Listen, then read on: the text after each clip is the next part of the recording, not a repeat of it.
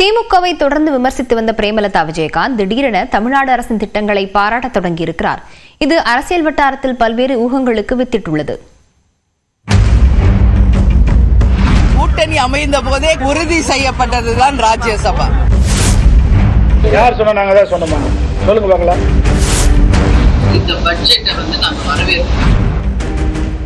மக்களவை தேர்தலின் போது அதிமுகவுடன் கூட்டணி அமைத்த தேமுதிக சார்பில் விருதுநகரில் போட்டியிட்ட பிரேமலதாவின் மகன் விஜய பிரபாகரன் தோல்வியை சந்தித்தார்.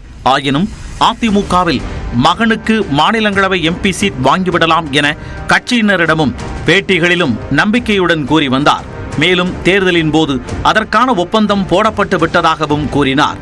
சமீபத்திய பேட்டியிலும் கூட கூட்டணியின் போதே ராஜ்யசபா எம்பி சீட் குறித்து பேசி முடிவெடுத்து விட்டதாக கூறியிருந்தார்.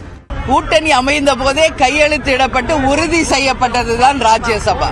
அந்த ராஜ்யசபா தேர்வுக்கான அந்த நாள் வரும் பொழுது தேசிய முற்போக்கு திராவிட கழகத்தின் சார்பாக யார் ராஜ்யசபா உறுப்பினராக டெல்லிக்கு செல்ல இருக்கிறார் என்பதை அந்த நேரத்தில் தலைமை கழகம் உங்களை அழைத்து அதிகாரப்பூர்வமாக நாங்கள் அறிவிப்போம் என்பதை இந்த நேரத்தில் தெரிவித்துக் கொள்கிறேன். ஆனால் சில நாட்கள் கழித்து எடப்பாடி பழனிசாமியோ தாங்கள் அப்படி சொல்லவே இல்லை என கைவிரித்தார். மக்கள் பிரதிநிதித்துவம் இல்லாத நிலையில் கட்சியின் பெயரை காக்க மாநிலங்களவை எம்பி பதவியாவது கை கொடுக்கும் என பிரேமலதா கருதினார். அதன் பின்னர் எம்பி சீட் தொடர்பான கேள்விக்கு பிரேமலதா பதில் அளிப்பதை தவிர்த்து வந்தார். எடப்பாடி பழனிசாமி வெற்று பட்ஜெட் என கூறிய நிலையில் யாரும் எதிர்பார்க்காத விதமாக தமிழ்நாடு அரசு தாக்கல் செய்த நிதிநிலை அறிக்கையை பிரேமலதா பாராட்டினார்.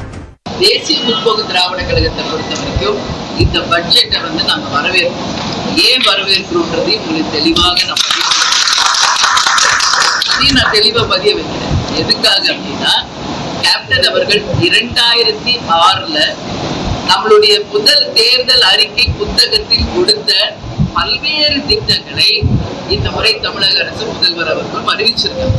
அதற்காக தமிழக அரசுக்கு நான் நன்றியை சொல்ல கடமைப்பட்டேன். நம்மளுடைய 40 பாராளுமன்ற தொகுதியை மாற்றினால் நிச்சயமாக மத்திய அரசை எதிர்த்து தமிழக அரசுடன் கைகோர்த்து தமிழகத்திற்காகவும் மக்களுக்காகவும் நாங்களும் உரிமையாக போராடுவோம் என்பதையும் இந்த நேரத்தில் தெரிவிச்சுக்கிறேன். எம்பி சீட் பிரச்சனை ஏற்பட்டதும் 2026 ஆண்டில் கூட்டணி கணக்கை மனதில் வைத்துத்தான் திமுகவுக்கு ஆதரவாக பிரேமலதா பேசுகிறாரா என்ற கேள்வி எழ அதற்கும் அவர் பதிலளித்தார். இன்னும் 1 வருஷம் இருக்குங்க. தேர்தல் வருவதற்கு இன்னும் ஓராண்டு காலம் இருக்கிறது. இன்னும் எத்தனையோ மாற்றங்கள் நிகழ இருக்கிறது. எனவே அது பற்றி கூட்டணியை பற்றியோ தேர்தல் வியூகத்துக்காகவோ சொல்லப்பட்டது கிடையாது. இது எங்களை பொறுத்த வரைக்கும் நாங்கள் சொல்ற ஒரு விஷயத்திலையும் தெளிவா இருக்கும். இதற்கிடையில் பிரேமலதா விஜயகாந்திற்கு முதலமைச்சர் மு.க. ஸ்டாலின் தொலைபேசியில் அழைத்து பிறந்த நாள் வாழ்த்து தெரிவித்தது பேசுபொருளானது. இந்நிலையில் பிரேமலதாவிடமே கூட்டணி குறித்து கேள்வி எழுப்பப்பட்டது. அதற்கும் அவர் நேரடி பதிலை அளிக்கவில்லை. 2026 மார்ச் 18 என்னுடைய பிறந்த நாள் அன்றைக்கு அதை நான் உறுதியாக உங்களுக்கு நான் தெரிவிக்கிறேன். இருப்பினும் சென்ற மாதம் வரை திமுக அரசை கடுமையாக விமர்சித்து வந்த பிரேமலதா மத்திய அரசுக்கு எதிராக திமுகவுடன் சேர்ந்து போராடுவோம் என்பதும் அரசின் திட்டங்களை பட்டியலிட்டு பாராட்டுவதும் கூட்டணி கணக்கில் மாற்றங்கள் ஏற்படுமோ என்ற ஐயத்தை அரசியல் வட்டாரத்தில் ஏற்படுத்தாமல் இல்லை எனலாம்.